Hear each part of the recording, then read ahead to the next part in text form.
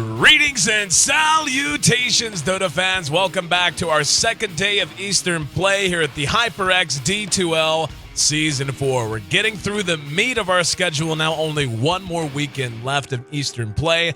And really at this point, there's still a lot up in the air. We'll touch on that coming up in a moment. But ahead of us, our first best of three of the night, going to pit Invictus Gaming versus LGD International. Now, these two teams, believe it or not, have squared off 3 times in the last 3 months. And granted, that does date back to the International.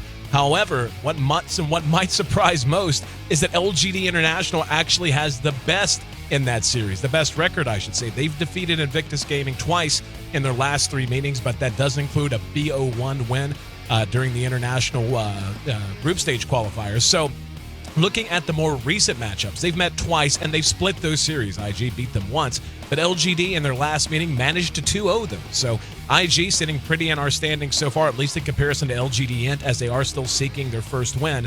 There might be tested in ways I think many are not going to anticipate. We'll take a look at how these teams match up, leading off with Invictus Gaming. Now, IG, their lineup very much star-studded. Again, they're sitting in very good position in our standings as of right now, 4-1. Pretty much guaranteed a shot at the playoffs at this point. LGD, of course, sitting with an undefeated record with only one more match to play. They would seem to be a fair lock to finish up in first place and direct qualify to our grand finals in Las Vegas. Invictus Gaming, though, still looking for a high seed for our bubble race playoffs. They're led by YYF in the off lane. Howell holds down the carry position with Ferrari 430 doing what he does in mid. Banana, the support jungle player, and Faith, the hard support on the other side of the river. LGD International, a team that shows you flashes of brilliance, sometimes has trouble closing games out, and sometimes has trouble with consistency, and that has bared itself out in a big way here in Season 4 of the D2L. They're at 0-4, currently sitting in dead last place, only one game won out of 8 potential chances. They're led by Brax, a support jungler. Misery, of course, in the off lane, who I cursed in many ways for what he's done to Crystal Maiden play in pubs, and Nahaz Dota, who will be helping us out with stats tonight. Certainly gave us a fun stat on that, which I'll bring up later on. Pycat, of course, the mid for LGD International. Black, one of the most famous carries in the West. And Son of Birding, Mr. GPM, has a lot of nicknames, and he tends to live up to them. And, of course, Freedom, the hard support. I'm your host, Aaron A.C. Chambers. We just finished our first day of Western play here on the D2L. And now 3 more best of 3s on the way in the East. I'll be joined, as always, by Ben Merlini-Wu for the insight and analysis.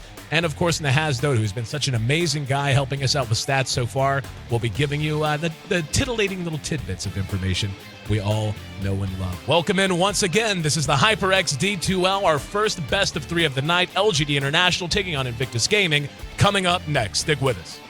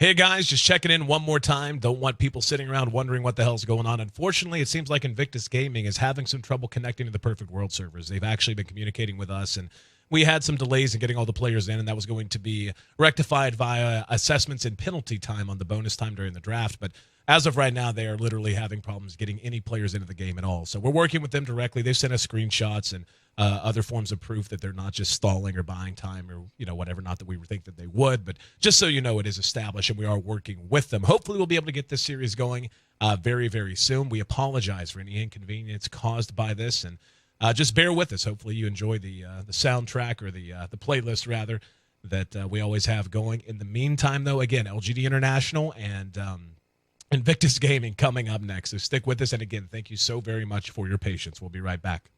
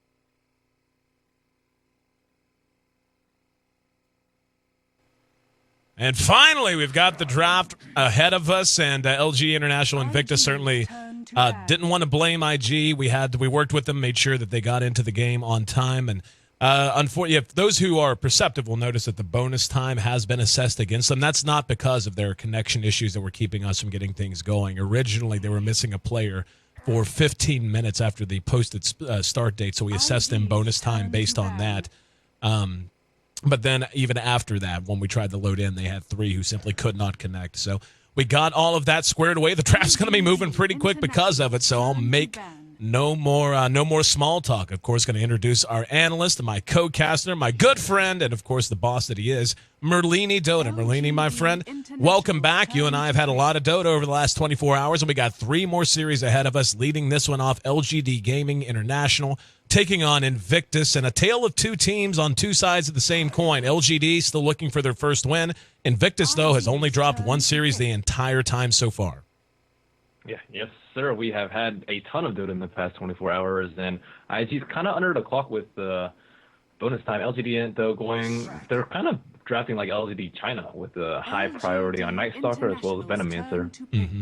I like what Invictus Gaming's doing. I mean, obviously, they're not having a whole lot of time to talk about it and think about it because of our rules stating that when you're that late, you do end up taking time penalties.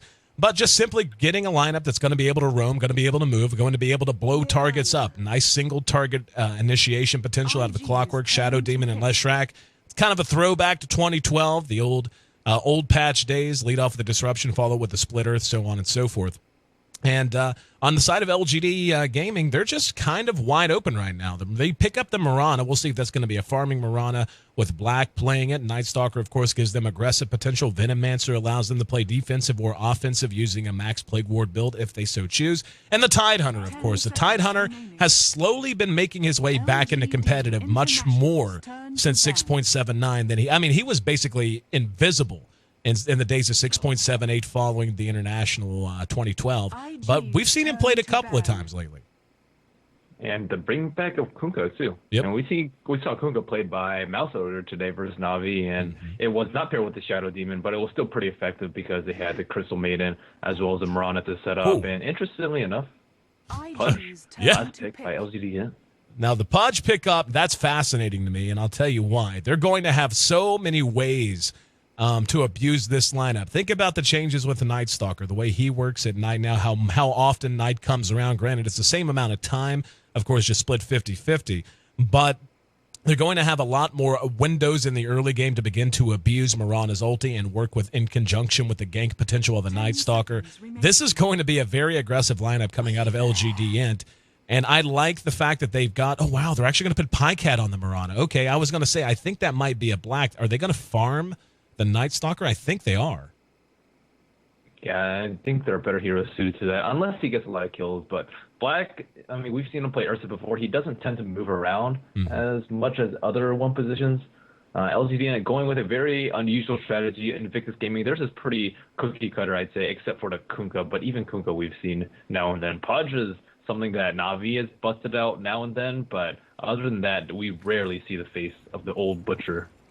Yep, it's actually going to be Black on the Butcher, which is fascinating in its own right. We'll talk about that in a minute. Let's go ahead and take a look at what's going on with IG. They're going to have Ferrari running on the Kunkka. That is one sick-looking Kunkka. Holy crap, I've never seen that. That's a set I haven't seen. He looks pretty awesome. He's got, like, glowing eyes and everything. So Ferrari rocking some serious. Shadowblade. Yeah. I've seen the Shadowblade before. I have not seen the other stuff. He has, like, a pipe. He has like this stylish hat. He has red eyes. Like, what is going on there? He looks like Cyber Kunkka or something. Like, he looks like a cross between he looks like a Street Fighter hero, honestly, or character, I should say. He looks kind of like a cross between Kano and M. Bison. But anyway, LGD. Hey, that's actually a really good description. Doesn't he?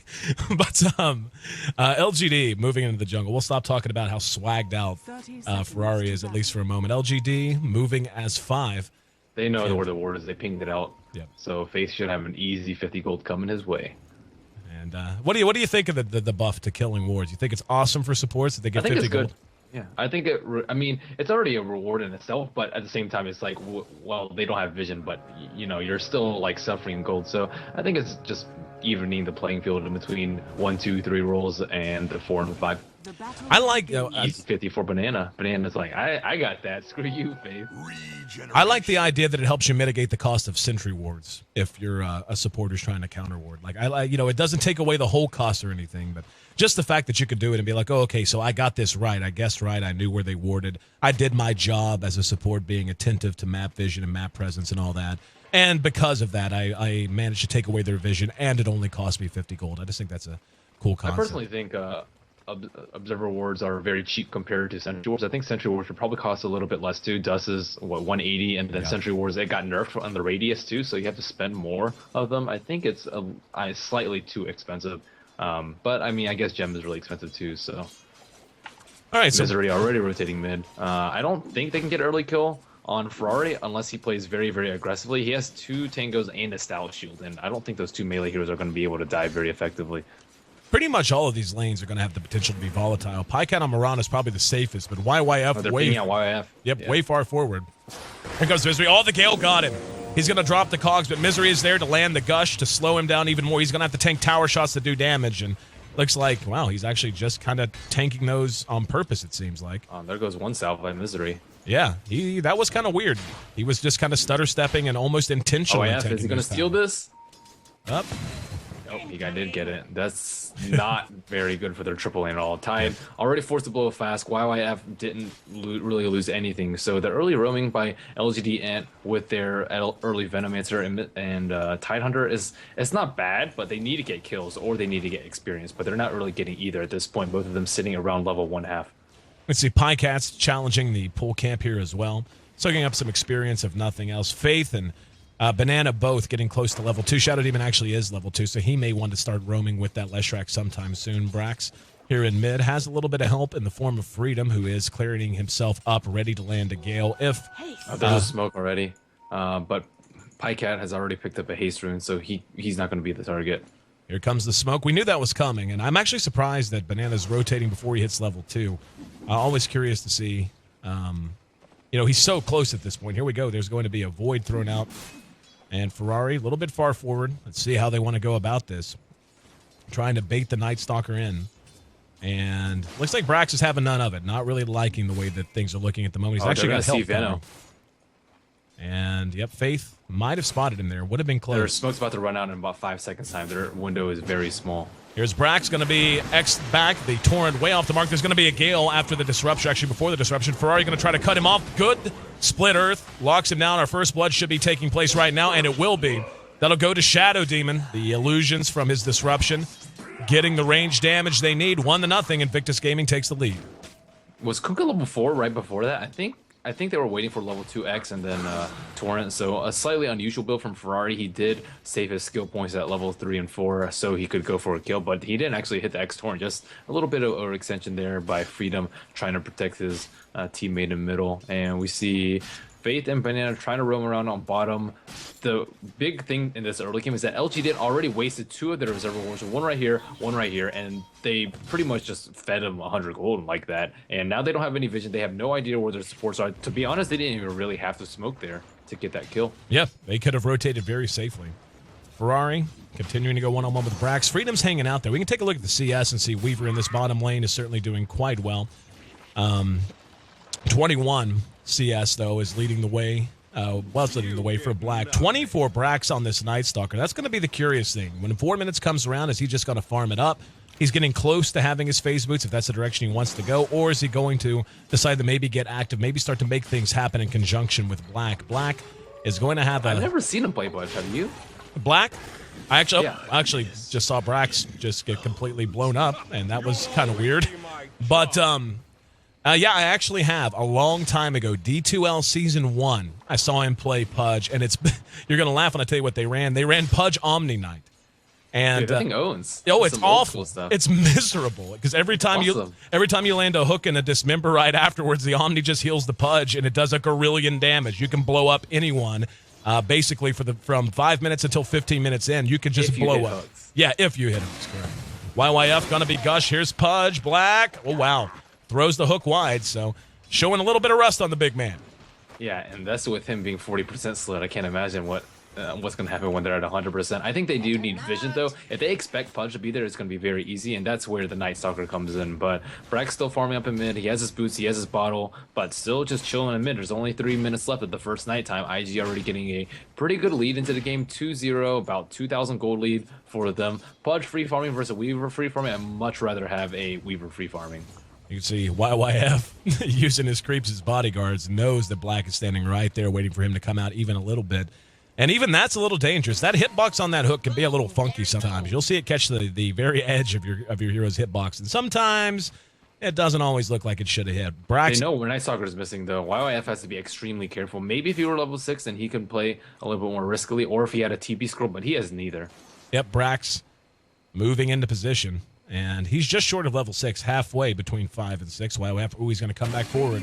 And Brax is thinking about it. Still biding his time. The creeps, though, so very safe, and he's going to get level 6 too. So YYF's playing this off lane perfectly. In the meantime, Pycat doing what he can in this off lane, but what he can is not a whole lot of farm. The farm, unfortunately, very, very low right now. And we're going to see Pycat actually engage upon at bottom. He will be able to bounce away, but it's been relatively quiet. IG sitting at 2-0. Yep. And I think that definitely plays into IG's favor because they have the Kunkka, they have the Weaver, and they have a decent team fight too. LGD.int, though, once Tidehunter gets level 6, is going to be a totally different game. But as far as first night goes, Night Stalker looks like he may die again. Up there's the hook to make sure he stays in place. Cogs go down. Brax in trouble. Here comes Freedom, but not a whole lot he can do. Banana was there to help out as well. Now, having this Leshrac on their team means whenever they get these picks like this, especially with the AoE potential of a Kunkka, they're going to have the option of trying to push, and it looks like that might be the plan. They're moving up Ferrari with 2 points into X now, and of course the Ghost Ship on off cooldown every 60 seconds. It is deceptively dangerous to ever be caught out against a Kunkka who has gone mid like this because he is guaranteed to hit all 3 of those so long as his timing is on par. And we saw it was actually off a little bit in that last engagement, but little help from Clockwork helped him secure the kill regardless. Yeah, so odds on this game were like 70-30 in favor of IG, but there are some factors that you have to consider. Firstly, IG has a good shot at the playoffs, whereas LGD, I believe, can't make the playoffs even if they take this series down. So LGD is probably just going for more fun picks or just trying to find out different playstyles as opposed to just running something that they practiced before, and IG is looking to definitely try their hardest and win. And the second thing is that LGD actually crushed IG in the last time they met heads up, and that was a 2-0, and that's when the Mass Midas craze pretty much started. So it's kind of like a revenge match. So I think like IG is just much more in tune with their play style today, and they're looking to just 2-0 LGD and very, very quickly. Tell you one thing I don't like is the fact that Black simply isn't moving around right now. He's trying to let the game come to him at top lane. Obviously, he wants to get a good start. He wants his levels, wants his farm. But he's level 6. That's pretty much all you need. Yeah, he's been level 6 for a while now. And he's been trying to find hooks on YYF, but here we go. Ferrari hits the X.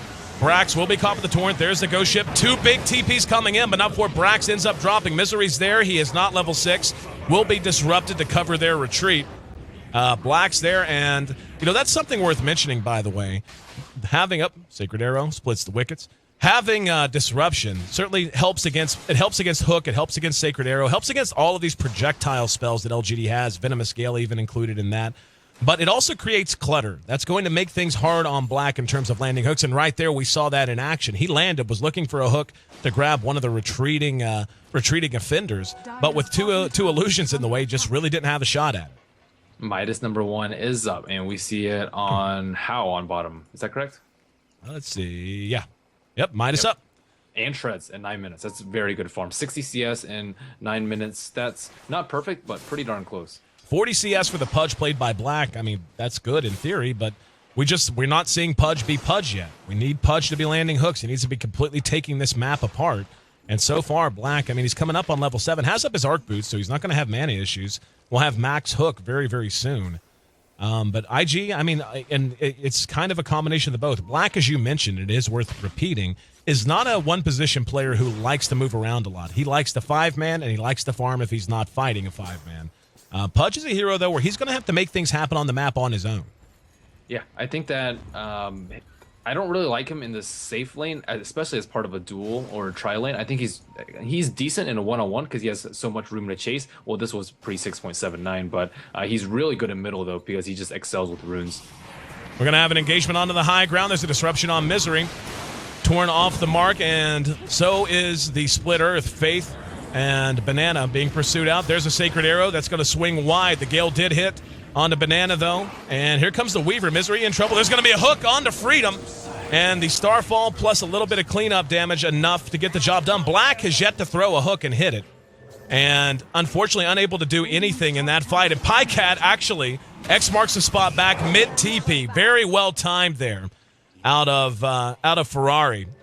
The TP, of course, brought back by X marks the spot. That's going to make it 6-1. And Pudge has... Why did Black not come to that fight? Like, I don't know. I was trying to watch the back of the fight the entire time, expecting at least a hook to come in from somewhere, and he just never threw one. Yeah, he was like over here. He was like scared of the torrent, and then he like dodged up real quick, and then after that he was like, "Oh, peace out. I'm gonna farm." And now he's like going bottom to farm too. Like, does he really have a good chance of killing Weaver? No. If he's good, he's just gonna time lapse or just Shikuchi out. But if he's really quick with the dismember, then he can. But I'm not sure if he's gonna be able to hit this hook. How trying to push out the wave very, very fast. Probably going to go into jungle to use his Midas right after. So I really don't think he's gonna push up after this wave. We're at 11 minutes in, and we've... there he is. Wait, this might be a hook. This might be a kill. Sacred Arrow shot and off the mark. So in the meantime, up at top, we're going to have an engagement onto Brax. Once again, eats the bad end of the boat, and a nice Split Earth there with some auto attacks to make it a killing spree for Ferrari. I'll tell you what's terrifying, my friend, Akunka, who gets this far ahead. Ferrari is on an absolute roll. Only 45 CS, but he's freed up so much space for the Weaver that he's more than making it up. How? With 1,500 gold to go with his Bassy Treads and Midas. I'll tell you who's not scary is this Night Stalker who's using darkness to run away during daytime. That's not... You don't want to be passive. You don't want to be on the defensive and reactive on Night Stalker. You need to go around, find some kills. They have level 6 on Misery, so this is a time to start making things happen, start changing the game around. 4,000 gold lead for LGD, or for IG rather, and Glyph forced out. Looks like they're hiding over here. YYF, he does not have hookshot up, and Arrow barely misses him. Pycat kind of let one go there. That's one he should have hit. Misery doing the chicken dance, not happy about the fact. Pudge has arcane boost, but how many hooks have he shot this game? Is he like 0 for 1? Yeah, he's 0 for 1. That's as far as I've seen. Yep, he shot one hook, and now they're going to end up losing their top tier 1. They have a Sentry Ward. They're ready for this fight. They have boat up. They don't have hookshot. Black misses again. That's going to be on cooldown. There's a Ravage, though, that catches most of IG. I don't know if they're in position to fight this. Black can't do much. Here comes the boat. Not even needed. Does drench him in rum. Misery's going to end up dropping. The Ravage did nothing. Basically, the Ravage was a big, hey, come fight us sign to IG. He couldn't even hit the arrow after it, too. Yep. And they have like all these skill shot heroes, but they aren't hitting any of the skill shots. Yep. And IG, on the other hand, certainly is. We saw that one missed X into Torrent out of Ferrari early on. I don't think he's missed one since then, and every boat he's thrown has hit at least someone or would have hit someone. They're just dying Banana sometimes. gets hit right as I say that. Up, here we go, Ferrari. Up, there's the Gale.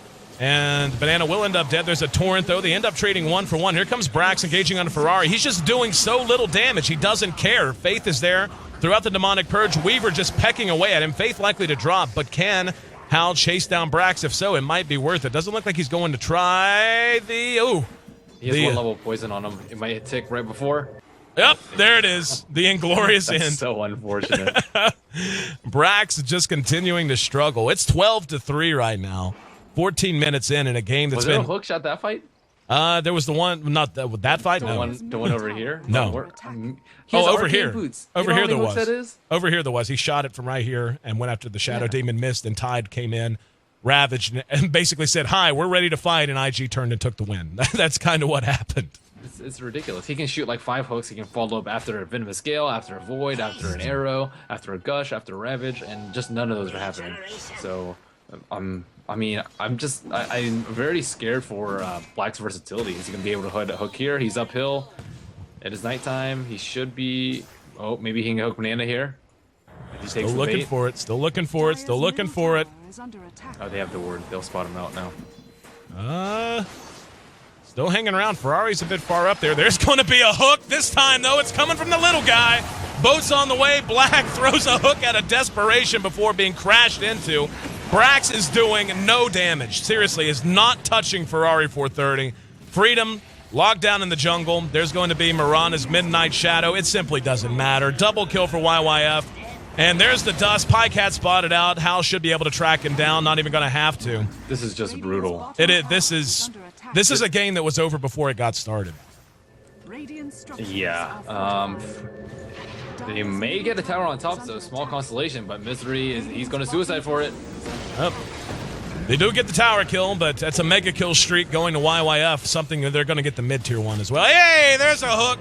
Black finally showing off the sharp end of the chain. Faith going to be a return kill as well, so LGD showing a pulse at least. Still in some trouble, but at least not giving up without a fight. They don't have Glyph up either. This may be 2 T1s for LGD.int. And the gold lead's going to cut down to probably around a little over 5,000 after this, so things aren't so bad. They still have Ravage up in case they want to take a fight. Nighttime just started, so I thought that they were going to start coming back when Ravager's up, but looks like now 16 minutes, the second night, maybe the time. I don't know. I want this to be a competitive match, but LGD has simply given up too much for too little. Brax is sitting at 2-5 right now, and the night's just about to end again. And Black looking for another hook. He'll throw it. Hey, found himself a Weaver. There you go. Black finding his groove all of a sudden and still trailing quite a bit, but being able to take Howl off the board, that's a win in and of itself. He should have been able to Shikuchi fast enough. They didn't even have a sentry popped and Shikuchi's instant cast with almost instant fade. But yeah, just a tiny bit slow on that. Maybe he wasn't expecting it because Black hasn't been shooting hooks that much. But now Black's almost level 10. He has Arcane Boots.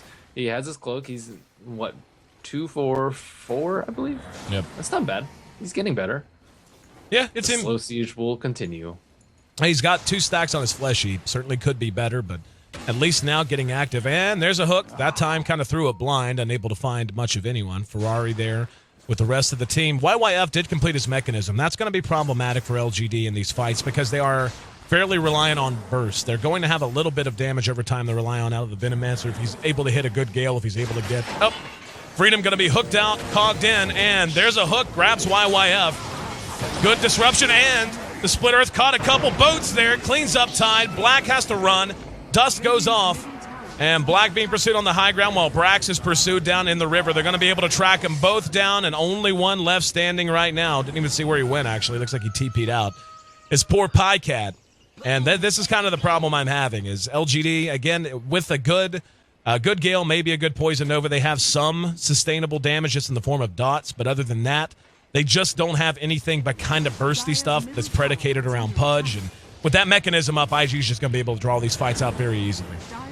YYF is just playing like an absolute beast, though. He is able to connect on his hook shots. He didn't die in a 1v3 situation. He hasn't died to a Pudge hook, even though he's gotten hooked a couple of times. He has his mech.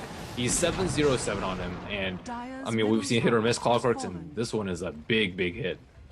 And speaking of surviving a couple of those hooks, Faith, a big part of that as well. I think it's worth mentioning. He hasn't been, Shadow Demon players usually make headlines, but one good disruption in the right situation can completely swing a fight. And I feel like we've seen that a couple of times whenever LGD is committed to a target and the disruption from Faith has been there to completely disjoint their chain of initiation and allow IG to reinitiate on their own terms. So just a nod of the cap to him. 20-6. IG utterly dominating the first 20 minutes of this game, and now up into 5 digits, and Ferrari had a hook thrown at him, but Black going to eat the boat after the Torn and the X. Ferrari's right there, and here comes Clock one more time. Cogs go down, Black's locked in. Misery does not have a Ravage. Both of them being melted down in the heaps of magic damage output from Leshrac. And Ferrari... They're looking for more with the X. Yep. Ferrari has a haste rune. There's the X. Didn't even see where he threw it. Oh, here we go. Caught Freedom up front. And there's a Sacred Arrow, though, that locks him down. YYF's right there. Got 2 with the Cogs. There's a disruption and a Split Earth to follow it up. That's a godlike streak for YYF. Brax is going to go down. We may see a GG soon. There really is pretty much nothing they can do to slow this down. The game completely in hands of IG. If only they had a chin, and if only this were 6.78. Yep. But, I mean, potentially they can turtle up the towers, but, like... yeah, it's... Why do you pick these heroes when... How many arrows have we seen hit? Yep. How many good hooks have we seen hit? And how many Ravages have we seen turn team fights? Like, they just suffer too much early. They need better movement from pretty much everybody on their team. Black didn't move. Misery and the Venomancer Freedom didn't really get a kill on top either. They didn't really get a kill on mid either. And meanwhile, there's 2 supports on IG. They killed Night Stalker over and over again. So just as a movement from the supports that we've seen, as we saw yesterday in the Vici versus DK series, the supports make a world of difference. And they just let YYF thrive on the top lane. Oh, yeah, YYF has gone balls out, man. Hit 9-0-8. Chat trivia. What player has the most career wins on Shadow Demon in competitive Dota? Career wins. That's important. So, got to be someone with a longer career. I'm not even going to take a stab, but if you have a guess, Merlini? I don't know. I'm trying to think of someone who plays support, someone who's been playing for a long time, and someone who's on a good team because you have to win a lot. Yep. So, Hal? Hal got spotted out, and oh, wow. Black actually just dismembered a Weaver Illusion. A little bit of a bait there from Hal just being kind of cutesy. I'm trying to think, too. Like, I would say, like, someone from... Oh, we see a long-range hook from YYF. And the Blade Mail popped. Arrows there. It will connect. There's the Gale to follow it up. YYF getting a little too big for his britches. Might pay the price and will. There's 1,000 gold they picked up from that. Now Misery blows the Ravage. BKB's up. Boat's going to come through. Misery in some trouble. Brax falling quickly as well. Ferrari hitting fairly hard. In the meantime, they managed to track down the Tide. Freedom next on the list. And here comes Black. He's got a hook. He's going to split the wickets. Ferrari and Faith both splitting up perfectly to avoid it. How? Pursuing the Big Butcher himself. Black not likely to make it back to the well, at least not the way he wants to go. Down he drops. And now Brax about to join him. So they get YYF. And that kill on YYF, by the way, netted him about 1,200 gold. YYF was on such a streak. But they ended up feeding 4 for it, so even that not enough to make that a win. 4 for 1. I mean, YYF, did you see how far ahead he was of his team? He, like, stood there, he hookshotted, he cogged, he blade mailed, the blade mail's duration ran off, and he still survived for, like, a good, 3 or 4 seconds after that. So he's, like, a good 7 seconds ahead of his team. Mm-hmm. And they still didn't lose the fight. He was their only casualty. Ferrari with his BKB, he's not invincible. One day, I would have guessed IX Mike, but I didn't think he'd been playing long enough. That's awesome, I didn't think his team won that much. Shots fired. Shots fired. I'm just kidding. But he is like their most stable player, though. I was like thinking maybe someone on like Navi or something, but I was like, Puppy doesn't play it, and Kuro hasn't been there that long, so it couldn't have been them. I was thinking maybe Milk. He's got such a long history. Anyway, here we go. Brax caught out in the cogs one more time. That's going to be another death. Black, just so much clutter in the way. He can't find room for a hook. Just walking into point blank. Now there's a leap from Pycat to get him to safety. Misery not going to be so lucky. He's going to drop for free. And his poor... And the courier actually ends up being chopped down. Did they lose 2 couriers there, or am I imagining things? I think it's just one. Oh, I don't know. I think they got 2. There are 2 couriers. Yeah, there are 2 couriers. GG comes out. Yep. IX Mike's a good support player, though. I'm not surprised. Oh, Mike's my boy, man. Mike and I, we're huggers. We hug people. It's what we do. If I had a chance to meet you at a DreamHack or an international, I just flat out, folks. Hey, thanks, the Has letting me know that Milk actually holds the career wins lead on Enigma, so I'm not completely off the mark. But anyway. Yeah, Mike and I are huggers, and whenever we get together at a live event, we have hugs that are so manly and so bromance-ish that the heat that radiates from our hugs impregnates every woman within 20 yards. It is truly glorious, so I'm happy to know he still holds the record. Anyway, I mean, what is there to really break down here? To be honest with you, if to put it in a sentence, I feel like this draft just does not fit LGD International style. I don't feel like anyone was really in their comfort zone on their side this game. I definitely agree with you there. Black does not. You shouldn't give him a fighter early. He does okay on Lifestealer, but he needs someone who does well with lots of farm. Pudge got free farm, but whoop-de-doo, his CS was 2/3 of Weavers, and he just didn't do very much with his farm. Give him Anti-Mage, give him Phantom Lancer, give him something like that. Other than that, I mean, there's not really too much to analyze about this game. I just kind of rolled over LGD.int. Good performance out of YYF. Ferrari looked good in mid. 3-1 and 18, involved in 21 of the 31 kills. Very nice job for him. And 21 out of the 31 for Clock as well. 22 out of the 31 for Leshrak as well. So, I mean, overall, just a nice performance out of them. And LGD maybe trying something new. I think maybe they need to go back to the drawing board. Only took them 22 minutes and 50 seconds to close game 1, 31-8. the final kill score. I'm your host here in AC Chambers, joined by Merlini, and of course, joined by Nahaz Dota, who's been doing such an amazing job with the stats all throughout D2L Eastern Play and Western Play as well.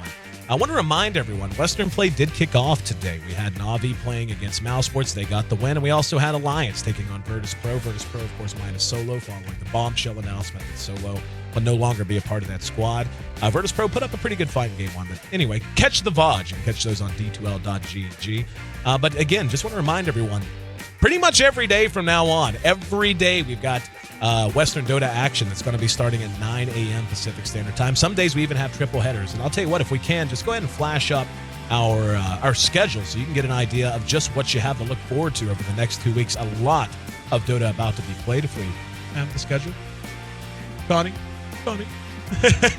He's getting it. Yep, the schedule. The Western Dota schedule. So you guys can get an idea of just how furious the schedule is going to be as we look to knock out our entire Western schedule over the next 2 weeks leading up to the Thanksgiving break. And of course, MLG and DreamHack, we don't want to overlap with those guys. So we've packed it in as tightly as we possibly can. As we see today, we had Virtus Pro versus Alliance, Na'Vi versus Mouse. Tomorrow we got VP back in action against Na'Vi. Alliance going to be taking on Mouse. On Wednesday, EG will be taking on VP. Alliance will be taking on Fnatic. Thursday, even though we only have 2 listed, that's actually a triple header, but going to be a great day of games regardless. Alliance versus Team Liquid in the second match following Na'Vi versus Fnatic. And you guys can read. I don't think I need to run through the whole thing, but you can catch our full schedule and all the details you want and or need about the West and the East over at D2L.GG. All right, guys, putting this game 1 in the books. IG leads 1-0. LGD International still looking for their first series win here in the D2L. We'll find out if they can get it done coming up next. Stick with us.